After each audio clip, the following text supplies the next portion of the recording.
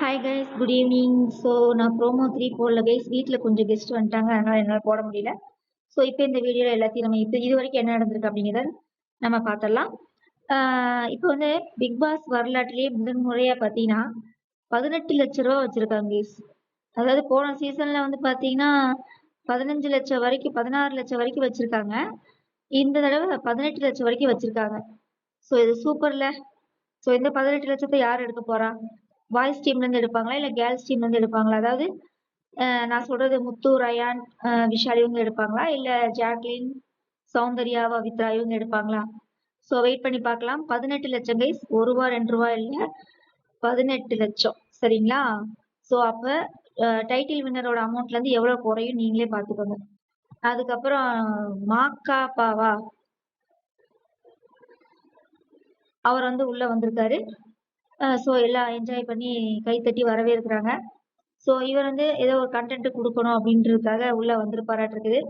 So Sunita, Anshitha எல்லாருமே ரொம்ப enjoy பண்ணி மாக்காப்பாவை உள்ள வரவேற்கிறாங்க. ஸோ வந்தோடனே வந்து எல்லாத்தையுமே வந்து லிவிங் ஏரியாவில் உட்கார வச்சு பேசிகிட்டு இருக்காரு.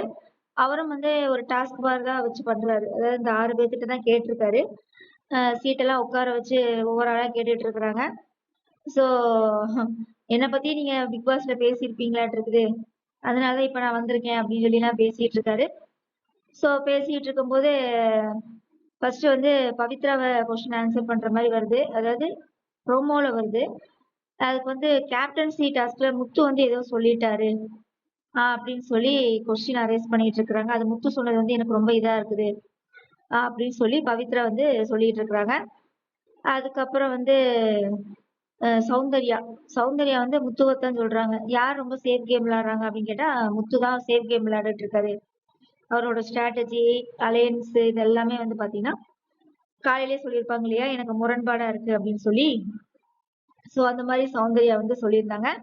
ஸோ அது வந்து ப்ரோமோ 3ல காமிச்சிருந்தாங்க கைஸ். இந்த அதுக்கப்புறம் வந்து பாத்தீங்கன்னா பவித்ரா, முத்து, அதுக்கப்புறம் வந்து ரயான் இவங்க 3 பேருமே பணப்பெட்டியை வின் பண்ணியிருக்காங்க கைஸ். ஸோ 3 பேர்த்துக்குமே வந்து ஒரு வாழ்த்துக்கள் நம்ம சொல்லிடலாம். ஏன்னா முத்து வந்து ஒரு 50,000 ஜெயிச்சு உள்ள வந்துட்டாரு இல்லையா. அப்புறம் வந்து ரயான் வந்து 2 லட்சம் பொட்டி எடுத்து உள்ள வந்துட்டாரு அந்த டைமிங்குள்ள.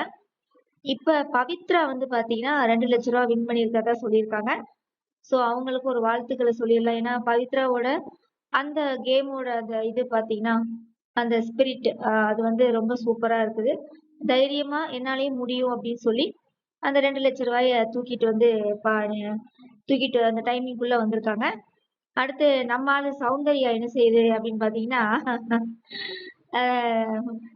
ஏற்கனவே ரவீந்தர் சார் வேற மண்டையை கழுவிட்டு இருக்காரு. ஏமா நீ டைட்டில் வின் பண்றதை விட இதுதாம்மா கிக்கு, ஓடி போய் பணப்பெட்டி எடுக்கிறதா கிக்கு அப்படின்னோடனே பேசே மாறி போச்சு சௌந்தர்யாவுக்கு. நான் அதை பத்தி கூட ஒரு வீடியோ போட்டிருந்தேன். பட் அந்த வீடியோ அவ்வளோவா மூவ் ஆகல, என்னன்னு தெரியல.